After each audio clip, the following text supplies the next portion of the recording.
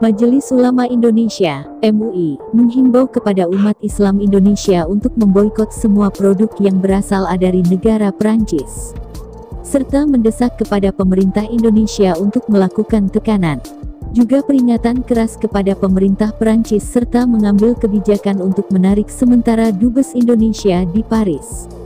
Hingga Presiden Emmanuel Macron mencabut ucapannya dan meminta maaf kepada umat Islam dunia. Demikian surat tertulis yang disampaikan Wakil Ketua MUI Muhyiddin Junaidi kepada di Jakarta, Jumat tanggal 30 Oktober tahun 2020.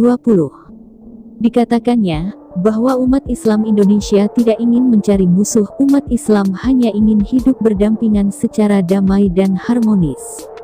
Namun jikalau yang bersangkutan sebagai kepala negara Perancis tidak menginginkannya dan tidak mau mengembangkan sikap toleransi dan saling hormat-menghormati, maka umat Islam Indonesia siap yang mempunyai harga diri siap membalas tindakan dengan memboikot semua produk dari Perancis. Kami meminta untuk menghentikan segala tindakan penghinaan dan pelecehan terhadap Nabi besar Muhammad SAW, termasuk pembuatan karikatur dan ucapan kebencian dengan segala alasan apapun juga. MUI juga mendukung sikap Oki dan anggotanya seperti Turki, Qatar, Kuwait, Pakistan yang telah memboikot semua produk negara Perancis. Kami mendesak kepada Mahkamah Uni Eropa untuk segera mengambil tindakan dan hukuman kepada Perancis atas tindakan dan sikap Presiden Emmanuel Macron yang telah menghina dan melecehkan Nabi Muhammad SAW. Kemlu telah memanggil Dubes Perancis. Pemanggilan terhadap Dubes Perancis untuk RI Olivier Chambard dilakukan pada Selasa, 27/10 sore.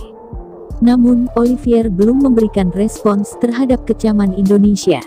Pertama, Kemlu telah memanggil Duta Besar Perancis pada hari ini.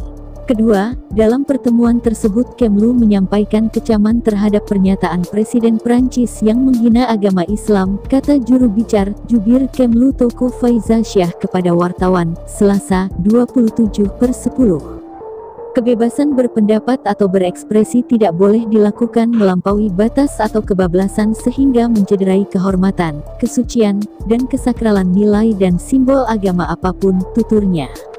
Di balik Presiden Perancis hina Islam, dia sendiri sering diledek gegara sang istri, faktor umur.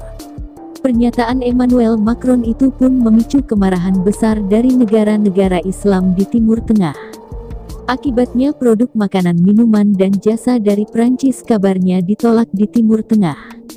Sebelumnya, Macron dikenal kontroversi termasuk saat menikahi nenek berusia 67 tahun dan telah menjanda.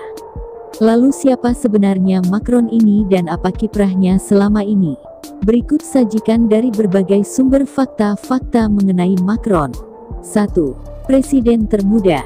Pemilik nama lengkap Emmanuel Jean-Michel Frédéric Macron ini lahir di Amiens, Prancis pada tanggal 21 Desember tahun 1977, usia 42 tahun. Sebelum terjun ke politik, Macron merupakan mantan bankir investor Prancis. Pada tanggal 26 Agustus tahun 2014 ia dilantik sebagai Menteri Ekonomi, Pembaruan Industri dan Urusan Digital dalam pemerintahan Manuel Valls.